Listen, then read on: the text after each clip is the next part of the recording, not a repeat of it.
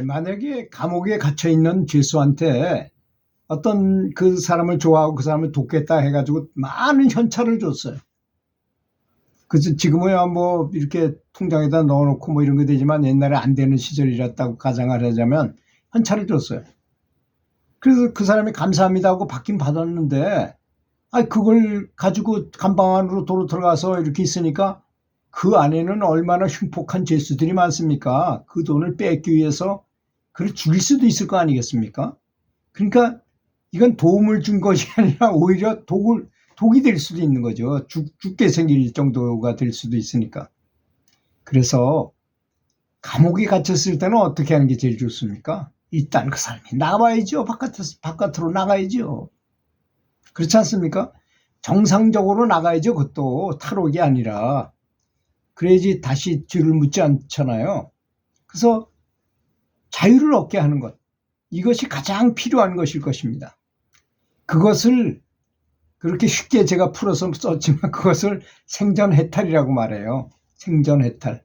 우리는 이 몸속에 있는 것이 지극히 당연한 거라고 생각하지만 몸은 사실 감옥과 같은 것입니다. 영혼의 입장에서 보면 그렇다는 것입니다. 영혼은 그 불교 경전들을 다 이렇게 계산해 가지고 추산을 해보면 IQ가 10,000 정도 된다 그래요. 근데 우리는 IQ가 100이잖아요. 평균이 100이잖아요. 높아봐야 뭐 얼마나 더 높겠습니까? 근데 우리 영체가 빠져나가면 9배가 더 좋아진다니까 한 1000 정도 되는 거죠. 그래서 1000 정도만 돼도 천리 밖에 있는 거 한눈에 다 볼 수 있고, 그 영가 오신통에 보면 그렇잖아요. 석병무에 그냥 지구 반대편까지도 확 뚫고 지나갈 수 있고, 철문이라도 쑥 빠져나가죠. 영혼인데 그까지 무슨 관계가 있겠습니까? 그 다음에 호명즉지, 이름을 부르면 즉시 그 앞에 탁 나타날 수 있고, 그런 신통이 누구나 다 할 수 있는 거죠. 그거는 원래 우리의 속성이 그렇기 때문에. 그런데 깨달음을 얻게 되면 IQ가 10,000 정도 된다니까. 그래서 경전에 보면 그런 말씀을 많이 쓰셨어요. 부처님께서 아라한 정도 얻은 제자한테 그대가 볼 때는 요만큼 보이겠지만 그 다음은 이렇다 하는 설명을 많이 하셔가지고 그분도 아주 경청을 합니다. 그래서 부처 경지하고 보살의 경지하고 차이가 있는 거죠. 말하자면 또 아라한 경지에도 차이가 있는 거죠. 그래도 아라한 경지만 가도 모든 걸 다 베풀 수 있고 남을 가르칠 수도 있고 그런 경지에 가는 거니까 굉장히 높은 거죠. 사실 깨달음을 얻은 상태가 아라한이기 때문에. 하여튼 그건 그렇고, 죄수에게 아무리 좋은 걸 준다 해도 그가 현찰을 가지고 들어가 있으면 잘못하면 죽임을 당할 수도 있고 굉장히 불편할 것입니다. 그런 걸 관수하기 위해서. 그러니까 감옥에 갇혔을 때는 나가는 것이 가장 좋잖아요. 그런데 나가면 죽는 걸 말하잖아요, 사실은. 근데 살아서도 나가는 방법이 있어요. 살아서도 영혼이 맘대로 들어갔다 나왔다 할 수 있어요. 사실 우리는 잠잘 때도 영혼이 계속 나갔다 들어갔다 합니다, 사실. 말하면서도 영혼이 딴 데가 있을 수도 있어요. 그런데 단지 우리 두뇌가 그걸 모를 뿐입니다. 깨달아 알지 못해. 그래서 깨달음을 얻었다는 건 뭐냐? 살아있으면서도 늘 영체가 빠져나가서 나의 본향은 어디고 극락은 어떻게 생겼고 이런 걸 다 아는, 지옥은 어떻게 생기고 이런 걸 다 아는 것을 말하는 것입니다. 그러니까 그분은 확실하게 아는 거죠. 죽어도 그냥 옷만 갈아입는 거와 마찬가지구나. 사람은 육신만 바뀌어질 뿐이고 다른 쪽에 가서 살기도 하고 아주 본향으로 가는 사람도 있고 다시 돌아오는 사람도 있고 저 축생으로 가는 사람도 있고 지옥으로 가는 사람도 있구나 하는 걸 다 아는 걸 말하는 거죠. 그러니까 그분은 죽는 것도 아니고 영원히 죽지도 않고 영원히 살아있는 것입니다. 그 영혼을 다 알고 있으니까 내가. 그래서 생산 미혹을 다 마쳤다고 말하는 것입니다. 사람도 그 감옥에서 나가야 되는 것처럼 고통으로 가득 찬 이 육신의 힘든 감옥에서 살아있는 채로 빠져나가는 방법을 배워야 될 것입니다. 그래서 소크라테스가 영혼의 삼파술이라는 걸 얘기했더니 이 영혼의 삼파술을 이해를 할 수가 없잖아요. 살아서 영체가 빠져나가는 훈련을 하라는 것이 바로 영혼의 삼파술인데 그걸 이해하지 못하는 도닦지 않은 사람들은 학문적으로만 그걸 접근한 사람은 3단 논법이다 뭐 이렇게 끄집어 내놓고 어쩌 그게 영혼의 삼파술일 것 같으면 그 이론적으로 다 깨달고 다 왜 이렇게 사람이 많습니까? 이 사람들이 윤회에서 사람이 이렇게 많은 거잖아요. 이렇게 사람이 많지 않을 것입니다. 지구에. 지구가 이렇게 혼잡하지도 않고 지구가 이렇게 많이 오염되지도 않았을 것입니다. 지금 이 전 지구는 엄청나게 오염이 되어 있는 상태예요. 특히 뭐 때문에 가장 많이 오염되는지에 대해 사람들은 잘 모르는 것 같습니다. 채식을 하잖아요. 그러면 못 볼 걸 굉장히 많이 보게 돼요. 여지껏 보지 우리가 느끼지 못했던 걸 많이 느끼게 돼요. 어항에 가보십시오. 고기 비린내가 나서 그 앞에 가 있을 수가 없을 정도입니다. 그게 뭔가요?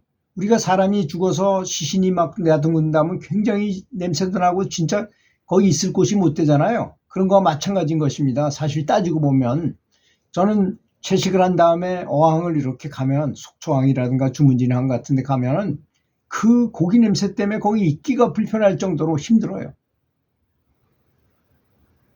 그러니까 참 세상은 참 이상한 세상이에요.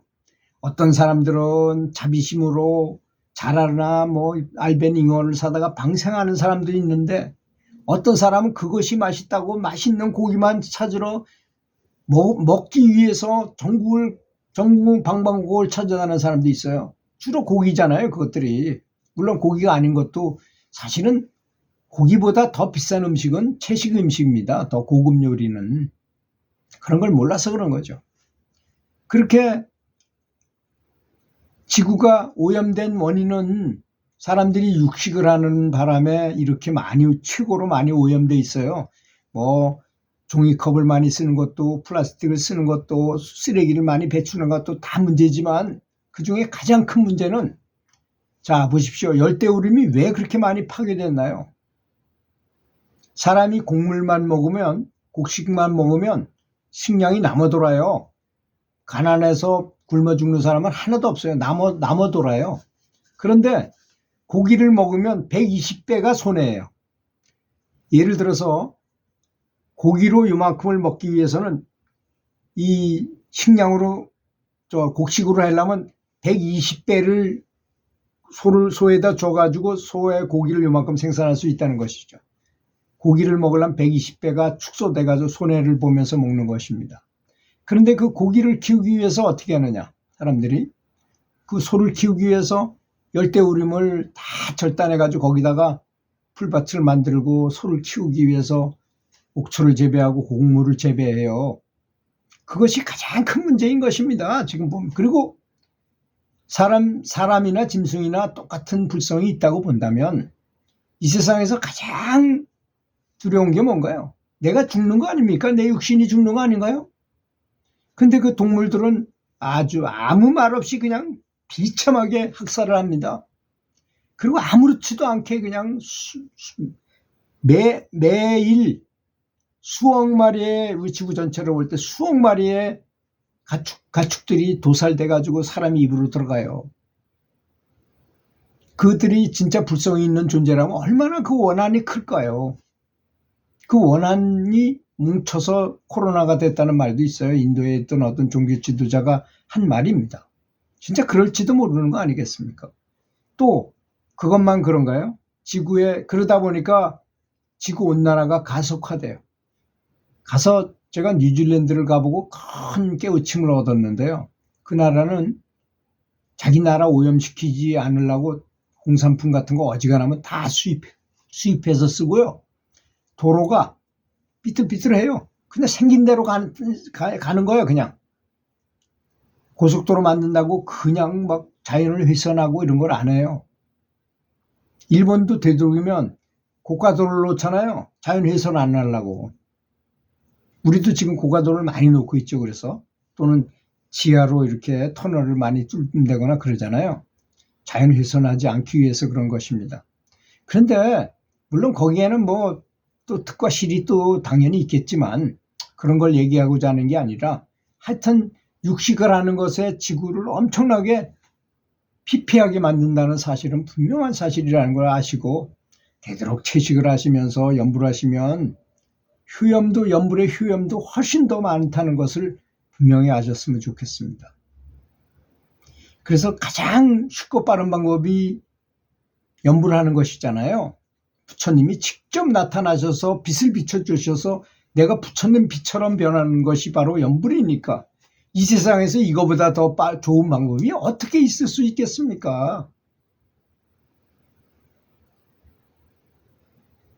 이것은 역사적으로도 수많은 감흥 사례와 가피력이 공증된 확실한 방법이라는 것, 그것이 바로 염불이라는 것을 알았으면 좋겠습니다. 들어주셔서 감사합니다.